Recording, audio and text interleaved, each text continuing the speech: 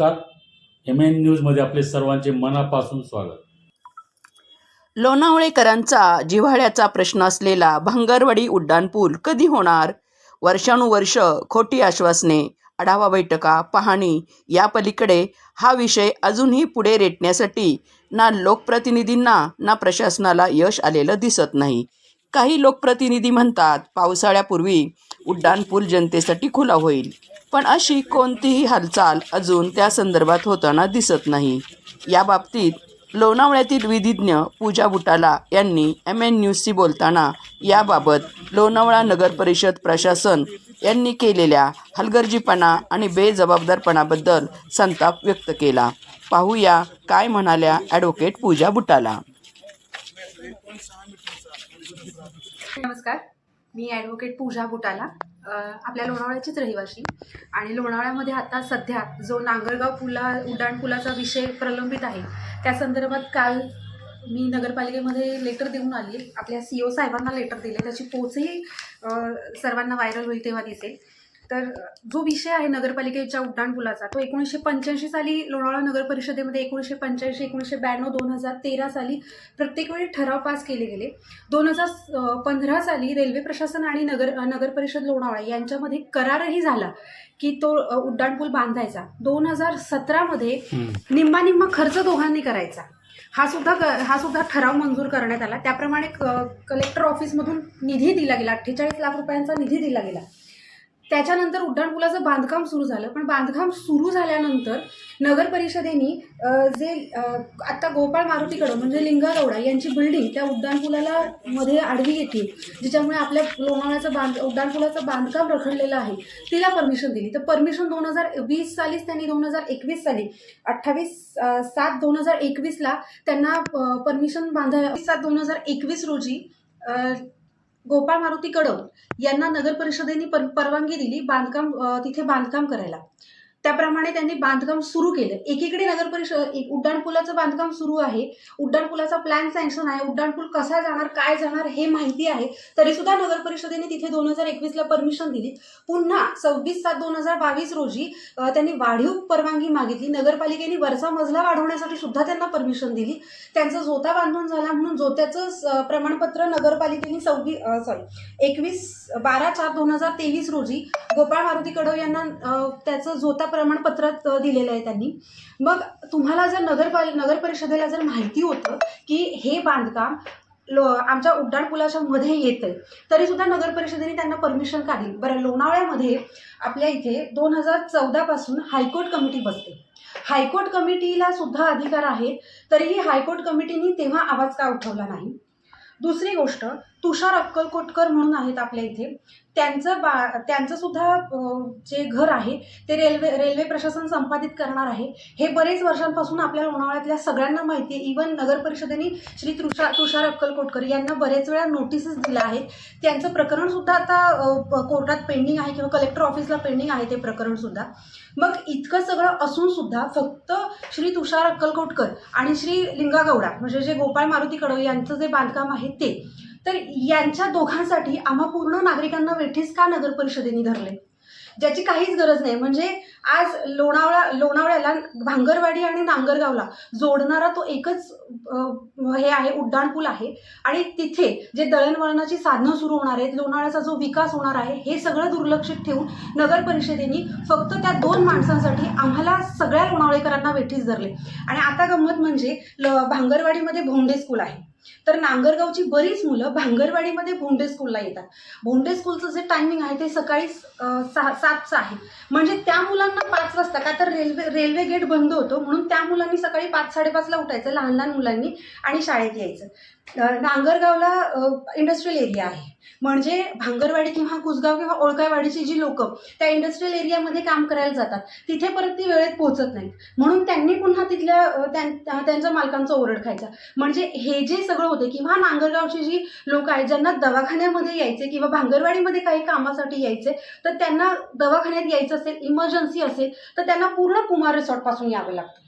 म्हणजे पूर्ण हायवे पकडून कुमार रिसॉर्टपासून यावं लागतं. आणि तिथे सुद्धा शनिवार रविवार ट्रॅफिकचा प्रश्न आहे तो आहेच. मग अशा वेळी आमचा जो प्रश्न आहे तो नगर परिषदेला दिसत नाही का? लोणावळा प्रशासन, नगर परिषद त्यांनी 2 माणसांसाठी आम्हा नागरिकांना वेठीस का धरले?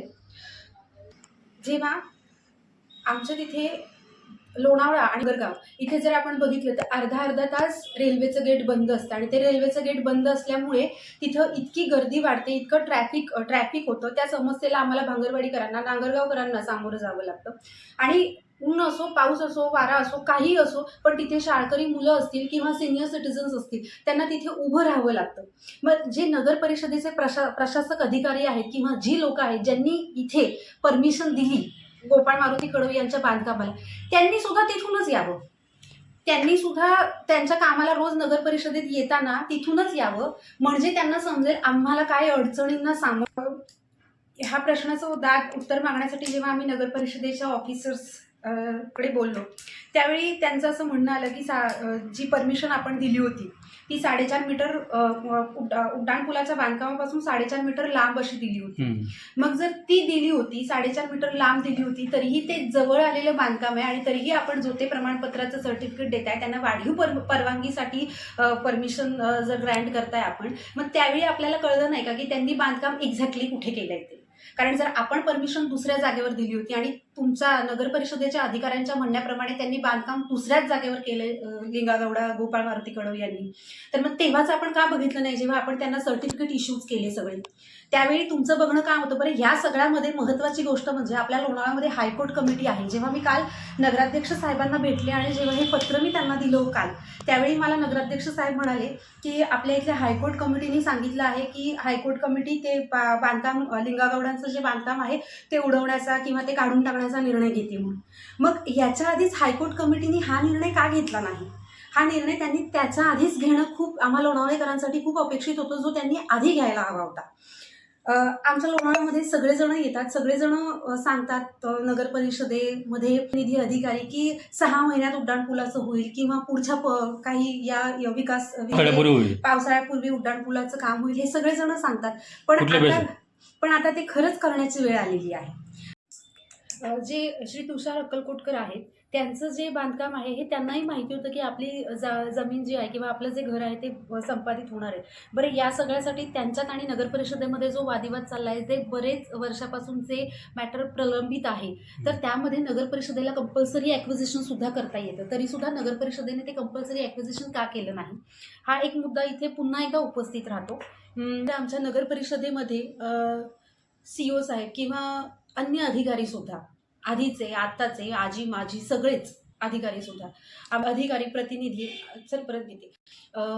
अधिकारी आजी माजी अधिकारी प्रतिनिधी हे सगळेच जण आम्हाला फक्त आश्वासन देतात की आम्ही आज उड्डाणपुलाचं काम करू, उद्या उड्डाणपुलाचं काम करू. पण माझी आपणा सर्व लोणावळेकर नागरिकांना विनंती आहे की विकास कामं होण्यासाठी आता आपल्यालाच पुढाकार घेणं गरजेचं आहे. आपल्याला एकसंघटित होणं गरजेचं आहे. एकजुटीने एक दिलाने आपल्याला ते काम करून घेता आलं पाहिजे आणि त्यासाठी आपण सगळेजण संघटित होऊयात. आपल्या परीने आपल्याला विकास कामांसाठी काय धडपड करता येते एक सुजाण नागरिक म्हणून आपण सगळेजण करूयात, ही आपणा सर्वांना विनंती आहे माझी. जेव्हा आता जे रेल्वे प्रशासन आहे, रेल्वे गेट हे महिन्यातून 2 ते 3 वेळा किंवा त्याहीपेक्षा जास्त वेळा बंद असतं. त्याच्यामुळे तिकडे नांगरगावला जायला किंवा नांगरगावमधून भांगरवाडीला यायला प्रत्येक वेळी ते बंद असल्यामुळे सकाळी 7 ते रात्री संध्याकाळी 8पर्यंत वगैरे असे बंद असतात, असे तिथे बोर्ड लावलेले असतात.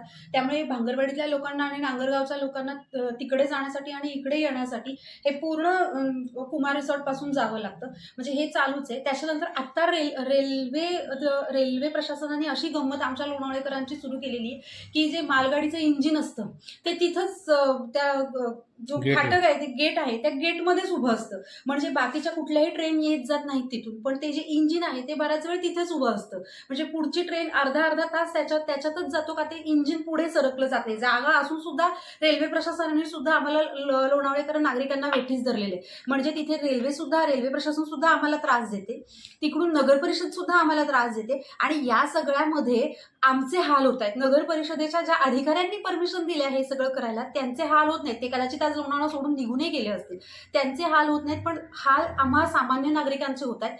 आणि म्हणूनच एक सामान्य नागरिक म्हणून आपणा सगळ्यांना विनंती आहे की आपण सगळेजण एकजुटीने एक दिलानी एकत्र येऊयात आणि आपण सगळेजण या सगळ्याला लढा देऊयात आणि एक विकास कामाची चांगली सुरुवात आपल्या लोणावळ्याची करूयात. आणि उड्डाणपुलाचा विषय जो आपल्या सगळ्यांचा जिव्हाळ्याचा विषय आणि ज्याची आपण सगळेजण आतुरतेने वाट बघतोय, तो या 2026 मध्ये कुठल्याही परिस्थितीत पूर्ण करण्यासाठी आपण सगळेजणांनी एकत्र येणं आज गरजेचं आहे. तर माझा आपणा सर्व लोणावळेकर नागरिकांना नम्र आव्हान आहे की या सर्वांना विनंती आहे, म्हणजे आपलं हे विकास कामाचं किंवा रखडलेलं जे बांधकामाचं उड्डाणपुलाचं काम आहे ते आपण लवकरात लवकर पूर्ण करूया. धन्यवाद. मी सूचना नोटीस दिलेली आहे तेव्हा त्याच्यामध्ये मांडलेलं आहे की आपण लवकरात लवकर आम्हाला लिंगागौडा आणि श्री अक्कलकोटकर यांचा विषय मिटवून आमचं जे उड्डाणपुलाचं बांधकाम आहे ते सुरळीतपणे सुरू करून ते आम्हाला पूर्ण करून द्यावं असं सांगितलेलं आहे. आणि जर त्याहीमध्ये जर त्यांनी दिलेल्या दिवसात एक 15 ते 20 दिवसात त्यांनी जर करून दिलं नाही तर त्यांना अगदी सूचना केलेली आहे की आम्हाला नाईलाजास्तव नगर परिषदेविरुद्ध कायदेशीर कारवाई करावी लागेल. त्याद्वारे नगरपालिकेला सूचना दिलेली आहे की येत्या 15 दिवसातच अक्कलकोटकर आणि लिंगागौडा यांचा जो विषय प्रलंबित आपण ठेवलेला आहे तो आम्हाला पूर्ण करून द्यायचा आहे आणि आम्हाला आमचं बांधकाम सुरू करून ते लवकरात लवकर पूर्ण करून द्यायचं आहे. अन्यथा आम्हाला सर्व नागरिकांना कायदेशीर नगर परिषदेविरुद्ध कायदेशीर कारवाई करावी लागेल, आम्हाला जनआंदोलन करावं लागेल. हे पूर्ण सूचना नगर परिषदेला दिलेली आहे. तर माझी आपणा सर्व लोणावळेकर नागरिकांना विनंती आहे की हे जे उड्डाणपुलाचा विषय आहे त्यासाठी आपण एक दिलाने आणि एकजुटीने संघटित होऊयात आणि आपण सगळेजण ह्या विकास कामासाठी हातभार लावूयात. आणि जर जनआंदोलन करायची वेळ आली किंवा मोर्चा काढायची वेळ आली तर आपण सगळेजण एकजूट होऊयात आणि हा विषय 2026 मध्ये कुठल्याही परिस्थितीत मार्गी लावूयात. धन्यवाद. अशाच ताज्या घडामोडी पाहण्यासाठी MN न्यूजला लाईक करा, शेअर करा आणि सबस्क्राईब करायला विसरू नका. धन्यवाद.